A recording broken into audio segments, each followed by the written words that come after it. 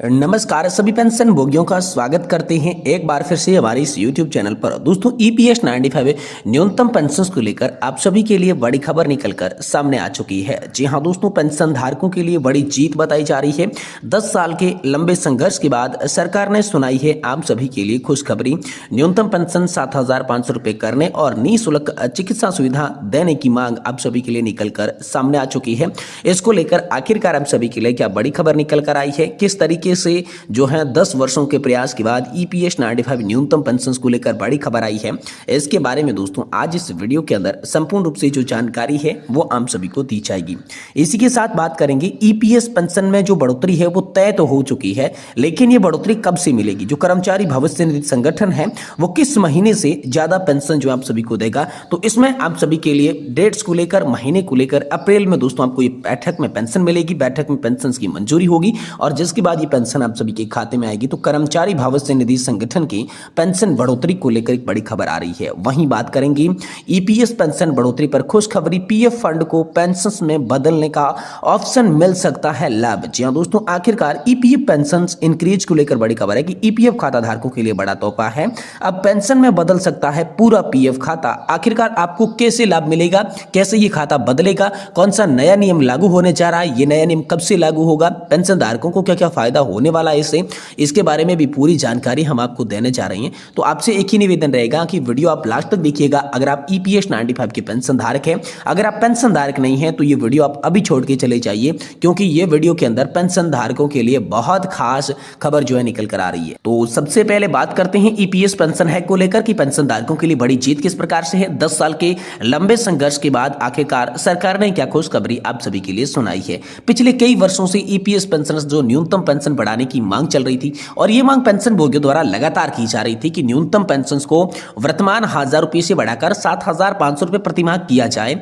इस मांग के पीछे मुख्य कारण है बढ़ती महंगाई और चिकित्सा खर्चे जो वर्तमान पेंशन राशि में अपर्याप्त बताई जाती हैं। EPS पेंशन योजना, जिसे कि कर्मचारी पेंशन योजना रूप में माना जाता है, भारत में संगठित क्षेत्र के कर्मचारियों के लिए एक महत्वपूर्ण सामाजिक सुरक्षा कार्यक्रम है। हालांकि वर्तमान न्यूनतम पेंशन की राशि कई पेंशन भोगियों और सामाजिक कार्यकर्ताओं के लिए अपर्याप्त है। EPS 95 के तहत पेंशन बढ़ाने की मांग को लेकर पेंशन भोगियों के विभिन्न सरकारी अधिकारियों द्वारा मुलाकात की गई। हाल ही में बजट 2025 से पहले वित्त मंत्री निर्मला सीतारमण से भी मुलाकात, प्रतिनिधि मंडल ने आश्वासन भी दिया था। उनकी मांगों पर गौर करने को लेकर भी बात सामने आई थी। तो EPS पेंशन में 10 वर्षों के सेवा के बाद की पेंशन की बात करें तो EPS पेंशन के तहत अगर कोई कर्मचारी 10 वर्ष तक नौकरी करता है तो उसे पेंशन के रूप में कितनी राशि मिलेगी, ये उनके पेंशन योग्य वेतन और सेवा अवधि पर निर्भर करता है। अब उदाहरण के लिए किसी कर्मचारी का पेंशन योग्य वेतन 15,000 रुपए है और उसे 10 वर्ष काम किया है तो उसकी मासिक पेंशन कितनी होगी, तो 15 से आपको 10 का गुणा किया जाएगा और इससे 70 से डिवाइड किया जाएगा, जिससे हम सभी की 2143 रुपए की पेंशन आएगी। इस सूत्र में पेंशन गणना में उपयोग किया जाता है जो कि वेतन और सेवा अवधि के आधारित होता है, जिसके आधार पर आपकी पेंशन निकलती है।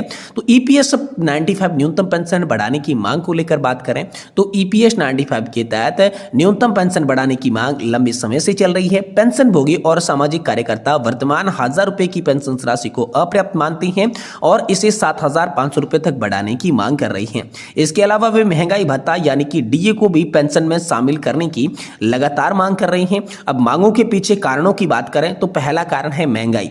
बढ़ती महंगाई के कारण वर्तमान पेंशन की राशि में जीवन यापन करना मुश्किल हो गया है।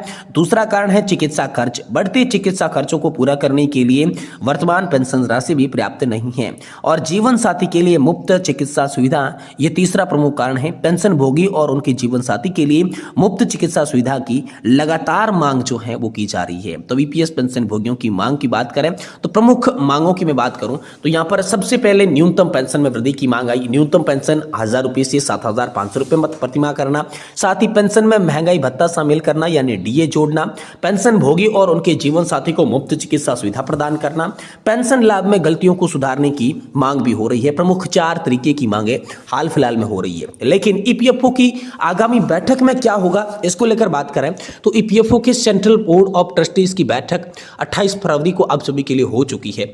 वित्तीय वर्ष 2024-25 के लिए प्रोविडेंट फंड के तहत ब्याज दर जो है वो दोस्तों 8.25% पर निर्धारित की गई है।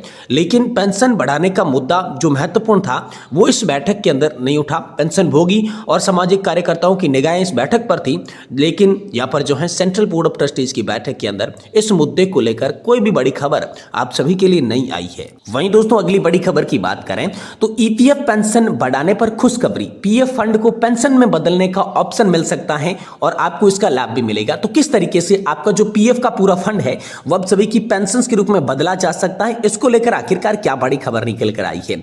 देखिए, कर्मचारी भविष्य निधि संगठन यानी कि जो ईपीएफओ है उनके अंतर्गत आने वाले पीएफ फंड को पेंशन में बदलने का विकल्प कर्मचारियों के लिए एक महत्वपूर्ण कदम हो सकता है। यह कदम रिटायरमेंट के बाद कर्मचारियों को बेहतर वित्तीय सुरक्षा प्रदान करने के लिए उठाया जा रहा है।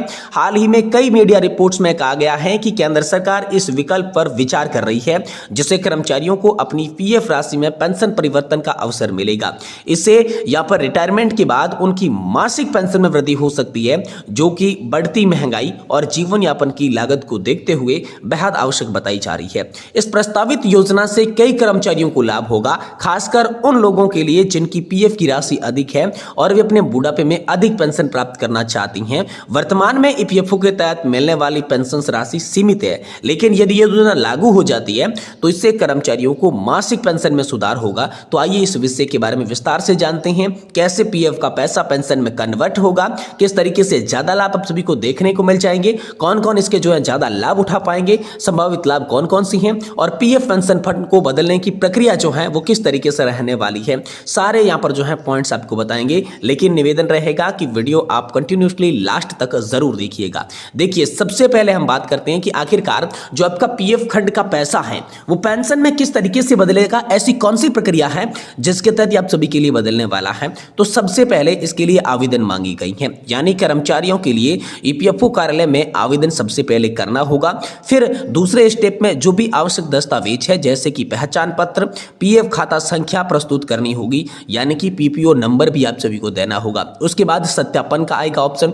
जी हाँ दोस्तों, कर्मचारी भविष्य निधि संगठन द्वारा दस्तावेजों की पूर्ण रूप से हम सभी के लिए जांच की जाएगी। यदि सभी दस्तावेज सही पाए जाते हैं तो इसे स्वीकृति दी जाएगी, यानी कि फोर्थ स्टेज में जो है स्वीकृति मिलेगी। फिर कर्मचारी की पीएफ राशि के अनुसार मासिक पेंशन हम सभी की निर्धारित की जाएगी, यानी कि 5वें स्टेप में हम सभी के लिए पेंशन का निर्धारण होगा। और निर्धारण के बाद जो अगला स्टेप है वो भुगतान का होने वाला है, यानी स्वीकृत पेंशन की राशि हर महीने कर्मचारी के बैंक खाते में जमा कर दी जाएगी। इस तरीके से टोटल 6 स्टेप से अब सभी की जो है वो पेंशन का पीएफ का पैसा जो है वो पेंशन में बदलेगा। पहले आवेदन करना, फिर दस्तावेजों का सत्यापन, फिर स्वीकृति के बाद पेंशन निर्धारण और अंत में हम सभी को भुगतान होगा। लेकिन इससे दोस्तों लाभ क्या होंगे, संभावित जो प्रभाव है वो कौन कौन से पड़ेंगे, चलिए इसके बारे में बात करते हैं। देखिए, अधिक मासिक आय इसका पहला प्रभाव है, यानी कि कर्मचारी अपने पीएफ राशि को पेंशन में बदलकर अधिक मासिक आय प्राप्त कर सकते हैं। पेंशन हाल फिलहाल में कम मिलती है, लेकिन पीएफ का पैसा बहुत अधिक है, जिससे आप जैसे पीएफ के पैसे को पेंशन में कन्वर्ट करेंगे तो आपके हाथ में अधिक पैसा आएगा। दूसरा है वित्तीय सुरक्षा।